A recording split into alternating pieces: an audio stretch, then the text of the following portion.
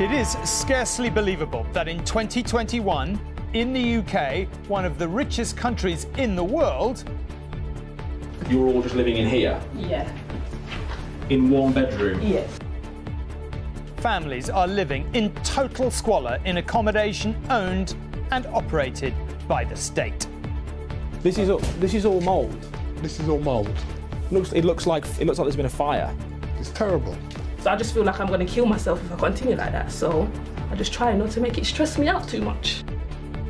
The images in Dan's report tonight are frankly hard to credit. Even more shocking, these properties are far from alone. Also on News at 10. It was a very good day for the Scottish First Minister. Nicola Sturgeon is totally exonerated by an independent inquiry.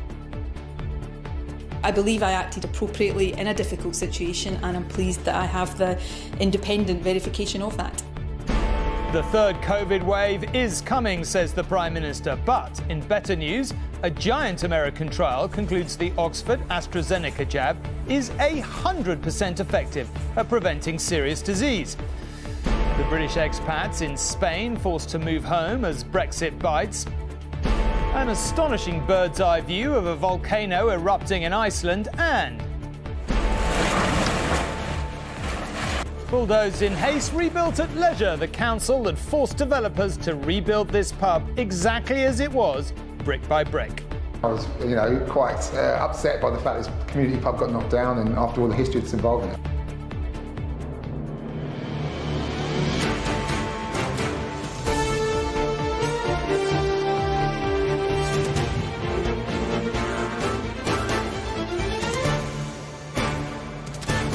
This is ITV News at 10 with Tom Bradby.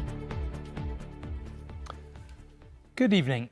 What we're about to show you in our first report tonight should be unthinkable in 21st century Britain, the Britain of levelling up where no one should be left behind. Our pictures from inside a block of flats in Croydon in South London shocked the experts who the government turned to after the Grenfell fire to review building safety. She believes the state of the flats is the worst she has ever seen. You may be inclined to agree.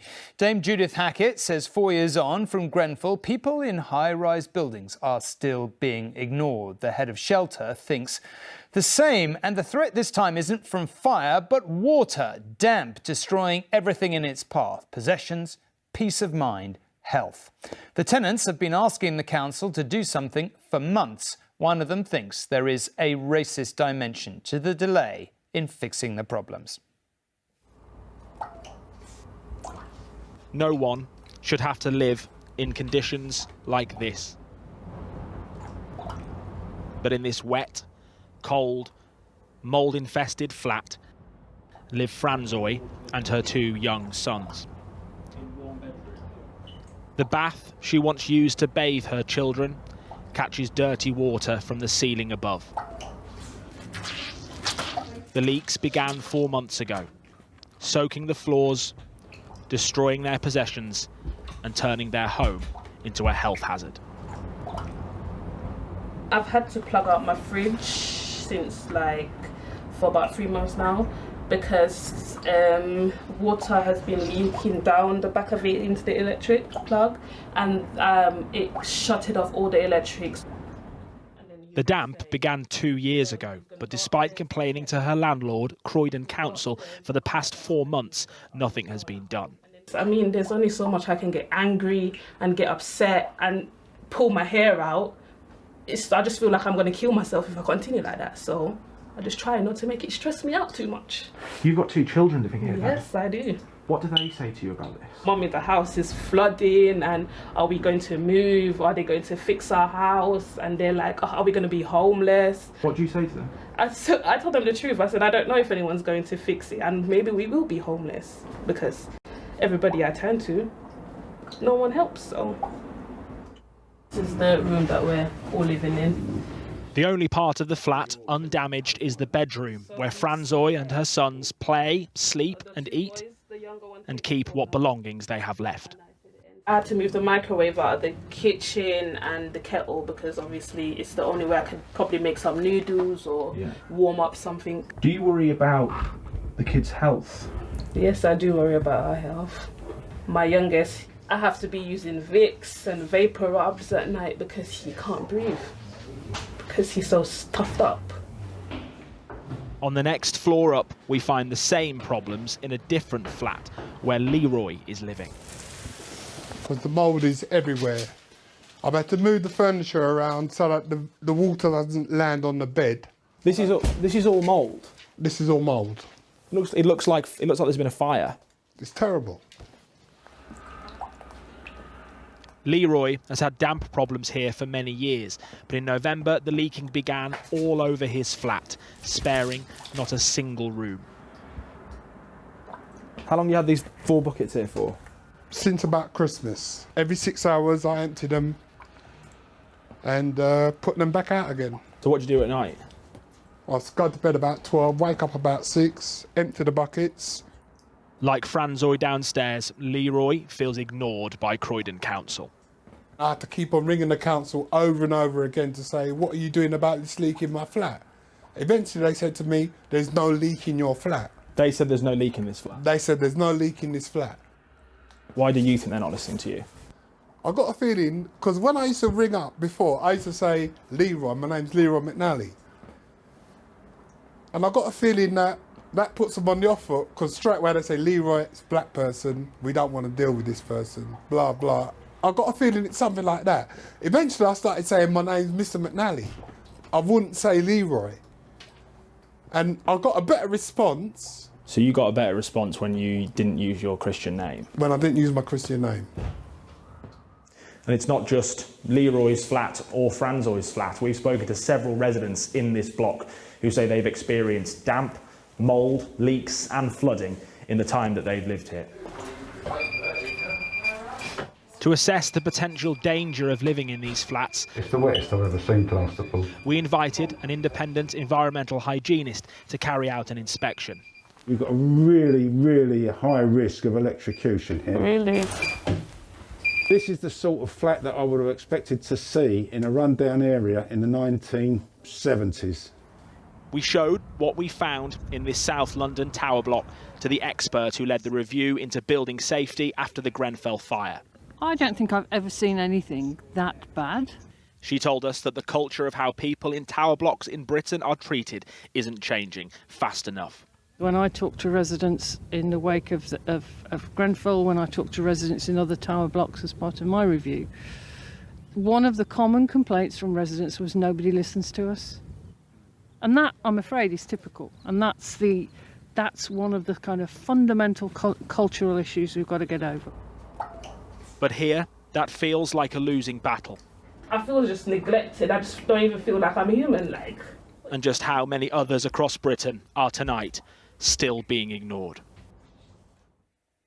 And Dan is here to talk about this. Look, let's not beat around the bush. I think people watching at home are going to be profoundly, profoundly shocked, as we were in the newsroom watching that. In 30 years covering politics for this organisation, I've never seen anything that bad. That's a scandal of epic proportions. How common do you think that kind of severity is? Tom, that is, of course, extreme, but we know this is happening across the country. We've seen evidence of this happening in other tower blocks in Britain, people living in mould, with damp, with big cracks in their ceiling, not being fixed by either their local council, their landlord, their social housing association.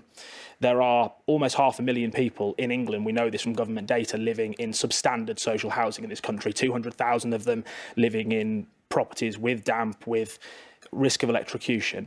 There are, of course, serious questions tonight, specifically for Croydon Council. For 5 months, these residents have been complaining desperately to them.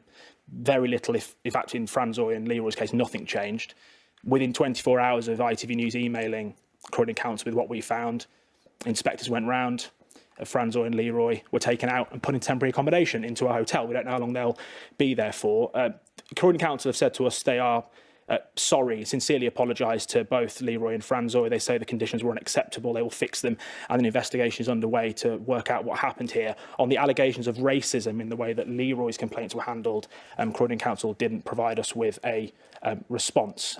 Now, tonight, the Housing Secretary, Robert Jenrick, has looked at our report. He said he'll be speaking urgently to Croydon council about this. The Mayor of London, Sadiq Khan, said he's shocked and appalled by what he saw, and he too will be speaking to the council. But we know since this report went out today, Tom, a lot of people are in these similar situations. They've got in touch with us. It is really a shocking situation.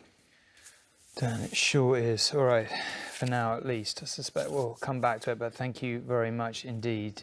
Now, Scotland's First Minister Nicola Sturgeon has been insisting for weeks she did not breach the ministerial code in her handling of sexual harassment claims against her predecessor Alex Salmond. Today, she was vindicated. An independent inquiry by a leading lawyer has completely cleared her. The Conservatives in the Scottish Parliament will try again tomorrow, probably without success, to bring her down in a vote of no confidence. Her survival 6 weeks ahead of the elections for the Parliament keeps her quest for an independent Scotland very much alive. Good morning. A good morning and a good day for the First Minister, confident she will not have to resign. No, I'm going to do what I've done every day for the last year, lead the country through a pandemic. Nicola Sturgeon did not break ministerial code. That's now been confirmed by an independent inquiry, and this afternoon she spoke for the first time since being exonerated. Obviously relieved. I mean, some pretty grim allegations have been levelled at me over the past months. They've not been easy. They've been difficult to contend with. I have been at peace with my own conscience on all of these matters. I have been very clear in my own mind that I acted appropriately and did not breach the ministerial code. This inquiry, led by Irish barrister James Hamilton, examined the First Minister's behaviour. The most serious allegation was that she knowingly misled Parliament over when she first heard her mentor and predecessor Alex Salmond was being investigated for allegations of sexual misconduct. If true, the ministerial code says that would have been a resignation matter. Nicola Sturgeon says she simply forgot about an earlier meeting. Crucially, in his report, Hamilton says her explanation for why she did not recall this meeting when giving her account to Parliament, while inevitably likely to be greeted with suspicion, even scepticism by some, is not impossible. He continues, I find it difficult to think of any convincing reason why, if she had in fact recalled the meeting, she would have deliberately concealed it while disclosing all the conversations she had with Mr Salmond. The First Minister will still face a vote of no confidence in Parliament tomorrow, pushed by the Scottish Conservatives. Now, clearly, people can look at the same evidence and come to a different conclusion, and James Hamilton has done that. But I do believe there have been breaches of the ministerial code. Nicola Sturgeon has not been truthful, and she has misled the Scottish Parliament. You must accept this was an independent inquiry. You must accept the findings from James Hamilton. But James Hamilton also has not had time to look at key areas that we believe are further breaches of the ministerial code. There is a second inquiry at Holyrood, led by MSPs, due to be published tomorrow. That will say Nicola Sturgeon did mislead Parliament, but will not judge if she broke ministerial code. No one has yet taken responsibility for the fact that 2 women were failed. We don't yet know whether we have a robust harassment policy that gives confidence to women in the future. What's the role of the Lord Advocate in separating those roles? And what's the role in terms of accountability and transparency for our Parliament? These are major issues. Nicola Sturgeon had faced a triple threat from 2 inquiries and a vote of no confidence. Tonight, it looks like she will survive all 3. The vote of no confidence tomorrow will fail. It does not have enough support in the Scottish Parliament. And so Nicola Sturgeon, now vindicated, will almost certainly stay in post, preparing to lead the SNP into May's election, able to tell the people of Scotland they can trust her. And Peter joins me from Holyrood tonight. Peter, let's not beat about the bush. This was a very, very good night for Nicola Sturgeon. Does she, I mean, this is in the realms of prediction, I understand, but does she get a bounce from this, do you think, as we go into parliamentary elections, or has the whole issue done her some lasting damage? Well, I think that it is certainly cementing her case when we go into those elections. Just at the end of the week, the campaign begins. Politicians are told, beware the Ides of March. And it looks like Nicola Sturgeon has survived the onslaught against her this month. Let's not underestimate how dangerous this report could have been for the First Minister today. With a stroke of a pen, James Hamilton could have ended her political career if he had said she knowingly misled Parliament and therefore broke the ministerial code. He did not. But interestingly, though, in his report, he said the question of whether she misled Parliament is a question for parliamentarians. And tomorrow we will hear from the parliamentary inquiry their findings. We understand that they're going to say she did mislead Parliament. But I would guess, Tom, that the First Minister has built up enough credit from this report today to survive that and and then again survive the vote of no confidence in the Scottish Parliament. And that will set her up nicely to put herself in front of the ultimate court of public opinion in the ballot box on May the 6th. This has been a very dangerous time for Nicola Sturgeon, and obviously she's trying to get a mandate for that second independence referendum. So today's vindication is a huge moment, not just for her, but for the independence movement. OK, Peter, thank you very much indeed. COVID now, and the Prime Minister is sticking to his now cautious approach on the coronavirus. He warned today that the third wave hitting other parts of Europe could, as he put it, wash up on our shores as well. The latest trials in the United States, though, confirmed that in the AstraZeneca vaccine we do have a powerful defence against the virus. Researchers there found it offered 100% protection against severe disease. Yes, you did hear that right. And one other hopeful bit of news, the latest daily death toll was 17. That's 17 too many, of course, but it is the lowest for nearly 6 months. The vaccine programme, which delivered a record 27 jabs a second yesterday, is providing a much-needed dose of optimism to the UK. Yet supply issues are already having an impact on the ground, even before the threat of a vaccine blockade by the EU. We're actually going to have to shut down for a week or two just because we don't have enough supply. The speed of the rollout here so far has not been matched in the EU, and the Prime Minister warned today that with cases rising across the continent, that poses a real threat to Britain. On the continent right now, you can see, sadly, there is a third wave underway, and people in this country should be under no illusions that previous experience has taught us that when a wave hits our friends, it I'm afraid, washes up on our shores as well. In France, lockdown restrictions have been tightened already. Germany and Belgium are poised to join them. Against a backdrop of anger about the slow progress of the vaccine programme, EU leaders will discuss on Thursday whether to block some vaccine exports to the UK. We expect AstraZeneca to deliver the doses to the European Union that have been contracted. Contacts are ongoing with the company. The row centres on AstraZeneca, which has manufacturing sites in 6 European countries. The EU say they'd been expecting 90 million doses from the company by the end of March, but will now only receive 30 million.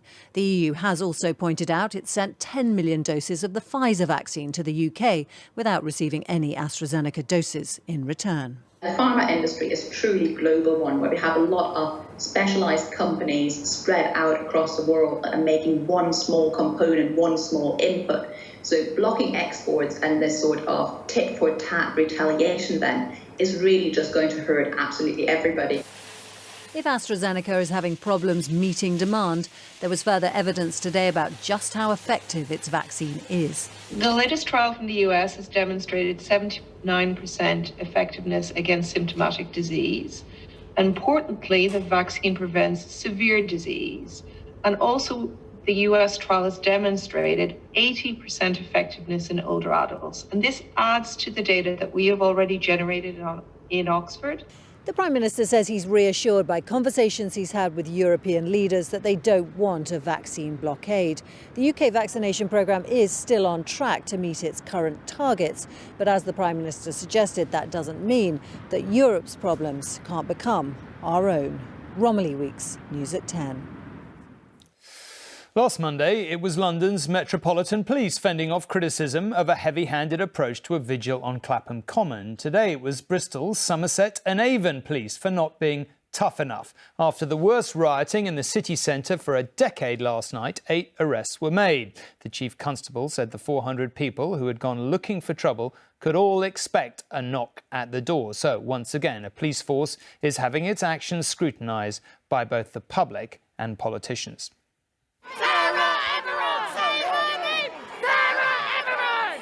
In recent days, they've been pictured as too heavy-handed with vigils and now too light-handed with violence.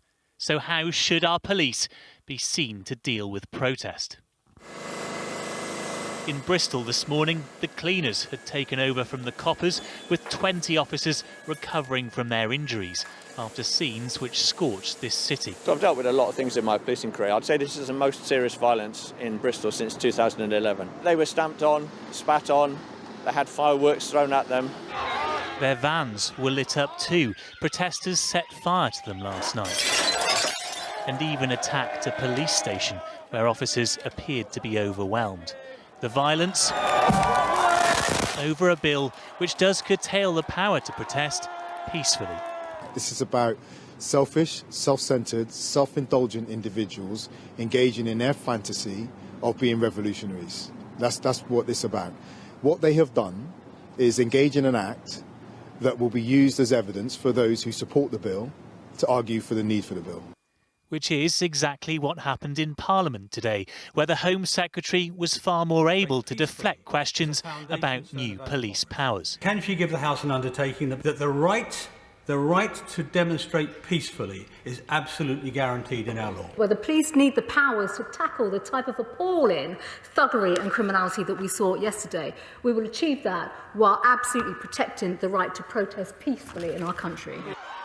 That was questioned in Clapham 10 days ago when a vigil for Sarah Everard ended with women arrested. And these really are scenes we shouldn't be seeing. This former police officer, who spent decades monitoring protests, believes officers in Bristol may have been underprepared, but also overcautious.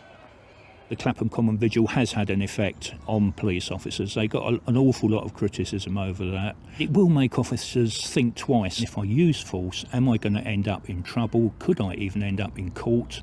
Do you think police are almost damned if they do, damned if they don't at the moment? This is a phrase that is being used in police circles all the time. The fear is that if trust is further tested, riots could follow as they did in 2011, as the focus only intensifies on how police handle protest. Paul Brand, News at 10. In the week after the Brexit vote in 2016, the Prime Minister wrote in his then newspaper column that British people will still be able to go and work in the EU, to live, to travel, to study. Things haven't quite worked out like that. Next week, Britons who've been in Spain since we left the single market on New Year's Eve will have to come home if they haven't got the right paperwork. Their 90-day limit on staying there will be up now that the UK is no longer in the EU. There's a reckoning coming for some Brits in southern Spain, and Abby Woolwork is right now having to face it. She's been here volunteering at the Donkey Dreamland Sanctuary in Mijas since the beginning of the year, and like any UK citizen, is allowed to stay just 90 days in any 180 without a visa. Her 90 days are almost up. This clock started ticking on the 1st of January, and there isn't really an easy way around it, unfortunately. And the consequences of overstaying that 90 days are what? Well, yeah, either a fine, could be a ban from the Schengen area, or if not, then there'll always be a mark against my passport. Abby didn't have a home here, but many hundreds of thousands do. They had a right to apply for residency in Spain before the 1st of January. But those advising them say many didn't. If you have been here before the 1st of January and you can tick all of the boxes, dot all the I's, cross all of the T's with immigration here, then you will be given a residency here in Spain. If you came after that time or you didn't apply in time, that's where the problems start. Did many Brits not apply in time? Quite a few didn't apply in time, yes. John Shears was one of them. And 2.5 years after moving to Spain, he may be going home. Naivety on my behalf. I didn't put mine in until just after that, and then it's been knocked back, shall we say.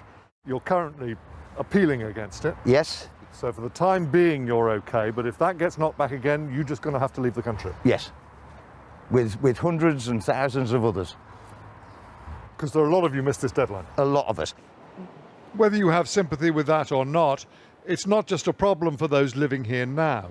Anyone who dreams of buying here, maybe of retiring to the sun, is going to struggle, though there is one thing that can really help. The dream that many Britons have, that's gone.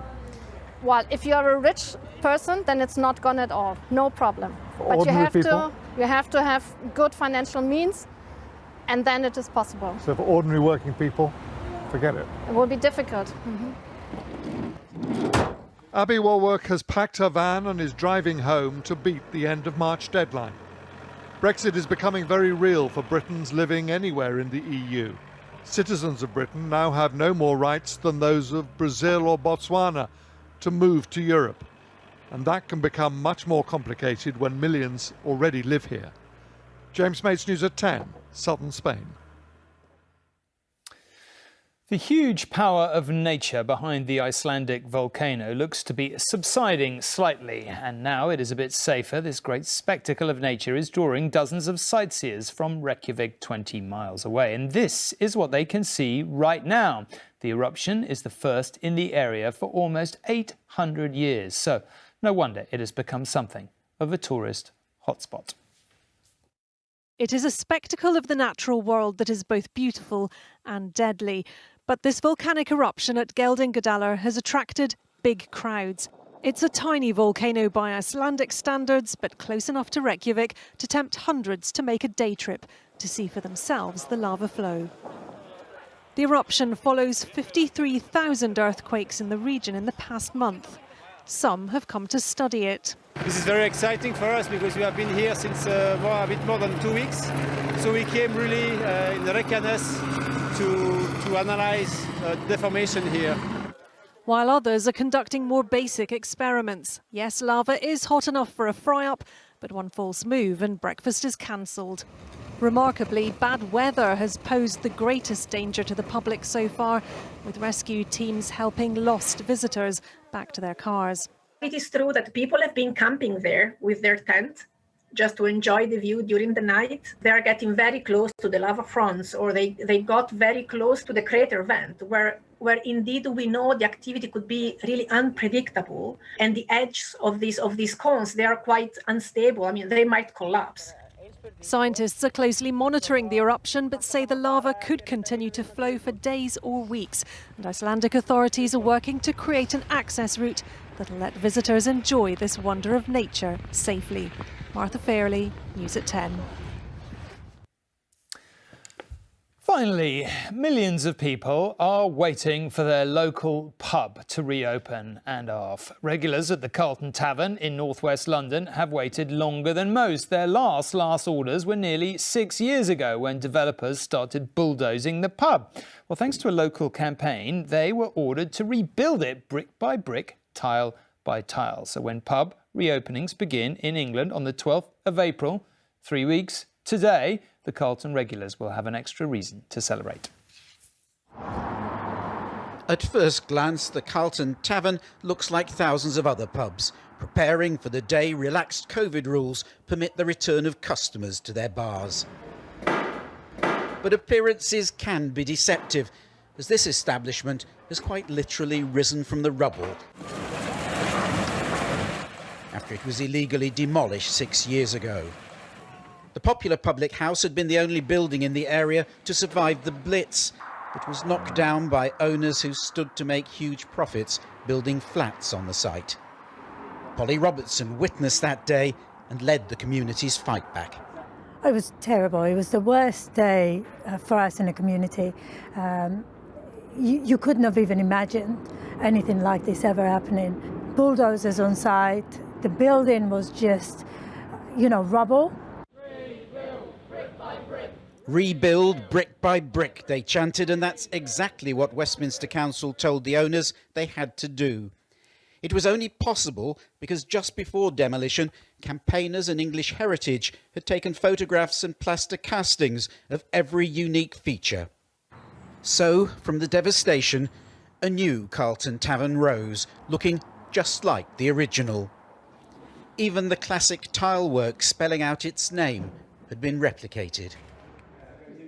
There are new owners, proud the existence of their establishment represents a victory for the little man.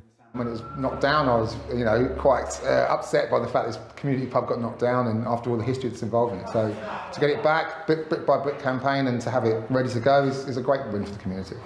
Original, if slightly damaged, features have been reclaimed and retained as part of this morality tale of people coming together to overcome big business. Of course, the community hasn't yet had the opportunity to properly celebrate the happy ending to this morality tale, but you can bet they will when this pub is allowed to reopen in 21 days' time. Not that anyone's counting. Paul Davis, News at 10, North West London. There it is. Paul has it. 3 weeks today. Just saying. Good night. See you tomorrow. Thanks for watching.